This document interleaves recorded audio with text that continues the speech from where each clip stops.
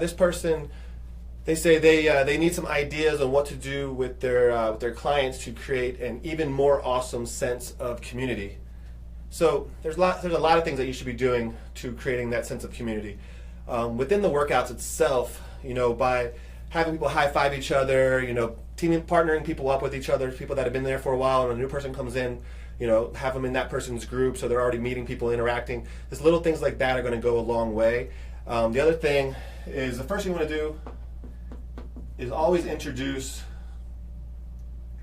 your new members, not only at the class or at the session, but like in your Facebook group. So obviously like during the sessions, but also your Facebook group. And like you should have a private Facebook group for your members only. You want to get them engaging in there and helping each other out. And the way you do that is by giving lots of recognition in there, getting people to share their stories in there, so asking like engaging questions. But when you have a new member come in, when you introduce them, well, first when you talk to them during the consultation, let them know, hey, I'm going to introduce you inside of our private members Facebook group. We're like one big happy family in there. Everybody is in there to help each other. Everybody shares their story, what they're struggling with. So when I introduce you, I'm going to ask you like what your number one thing that you're struggling with, or what's kept you from reaching your results in the past. If you could do me a favor and just be open and share that, you'll see how supportive everybody else is when they come back and help you.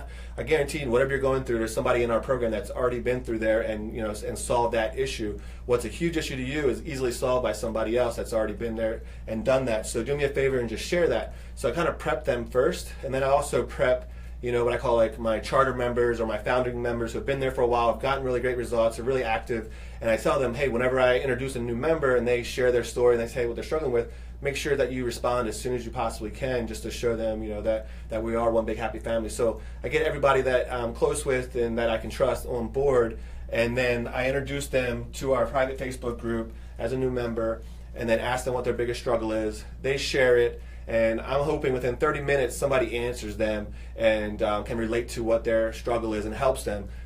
The worst thing that can happen is they share their story and then it's crickets for like 2 or 3 hours. As the clock's ticking, that person's getting, feeling worse and worse about themselves. Like, I can't put myself out there, nobody cares, and they're gonna, it's not gonna help you or help them or help build that sense of community.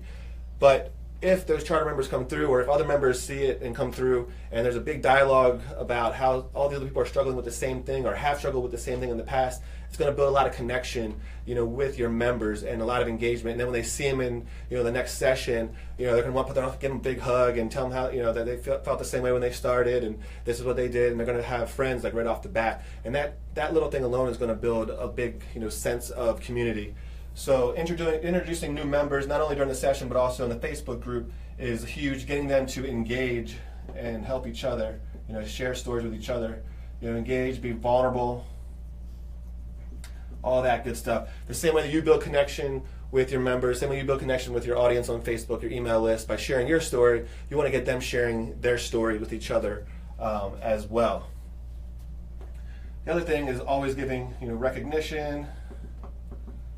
When people do a good job, they refer somebody, when they reach a milestone, just always doing that, because that's going to have people coming up and congratulating them, getting them to talk to each other, that kind of thing. These are just real little things that go a long way. Could be called like force multipliers. One of these things by themselves won't do much to build a big sense of community, but all of them together is going to build a really tight, family-like community. So always giving recognition as much as you can, whether it's birthdays, so you have like a husband and wife team in there, whether it's the anniversaries, if they had a baby, just like you would with your family, treat them the same way, and congratulate them, give them recognition, thank them, all that good stuff. The other thing is getting outside activities. So what we did for a while, because when I was running my boot camp out of a gymnastics center, I didn't really have a facility where people could hang out and talk, or where we could do things out of, so I did everything out of Starbucks. Well, what ended up happening is that people would end up going to Starbucks like right after the boot camp, and they would just sit there, get their coffee after the workout, or they get like oatmeal with protein or whatever, and they'd sit there and talk for hours at Starbucks. And then once I got my own studio, that ended up happening at the studio, and then outside in the parking lot, they'd be out there for hours just talking with each other, supporting each other, and that's the kind of things you want. That's how you know when you're really starting to build a sense of community. So having like outside activities, like I never planned on having that meetup at Starbucks, but you could plan it. And you could say, hey, after the 9 a.m. workout, we always meet up at Starbucks or whatever and just chat for a bit or whatever. So you could do something like that. So you could do like, coffee meetup. We were just talking about whatever. We did a lot of trail runs. We had a nice trail close to our gym. And on Saturday mornings, we had like a running group that was totally free. People could bring their friends. We'd get new members that way. But it also gives them a chance, because when you're running and you find somebody that's at your pace that you can chat with and talk as you're running, and you really get to know that person, it's a lot different than when they're in the boot camp or in your program when they're working out. They don't really have a chance to talk during the workout because it's so intense. When you go into something like this, while we're getting warmed up, waiting for people to show up, people are engaging in conversation and building connections that way. We'd always do a lot of 5Ks. That's why we had the running group, was to train for the 5Ks or Tough Mudders, whatever. We'd always do put teams together for Tough Mudders. I think the one we had like 17 people or something like that. It was pretty fun. It was tough. I ended up running twice the distance because I would run ahead with the fast group. We get to the next obstacle, and we all decided to wait for everybody at each obstacle. So we'd get there, and then I'd run back to find all the slow people, and then run with them back to the obstacle again. So it's pretty much running double.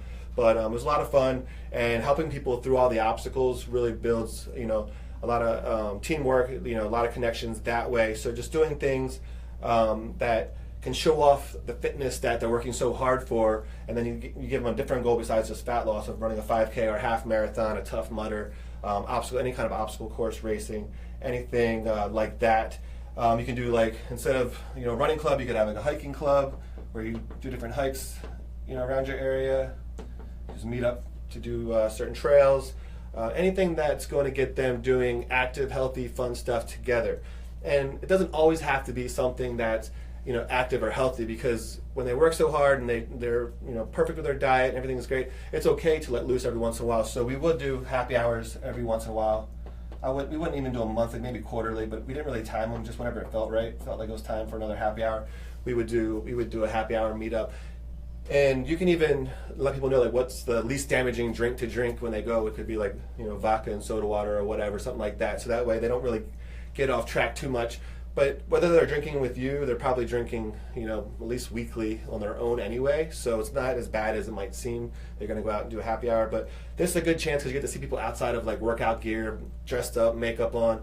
I remember one time I walked into Starbucks and I was just walked by a whole table of women, and they're all like, "Hey, Jeff," and I turn around, I'm like, just like, "Hey," and I still don't recognize any of them. They all look totally different because when I saw them in boot camp with yoga pants, t-shirt, all sweaty, no makeup, and then I saw them all dressed up ready for work or whatever, I had no idea who they were. So it's a good chance for you to really get outside of exercise and just see them in a different environment. So happy hours can go a long way, and it's also a time where you can really get into deeper conversations and get to know them.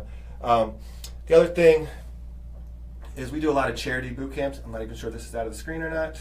Is that out of the screen? We're good? So you can do, all right, cool, then I'll finish writing it. I think. Let me see.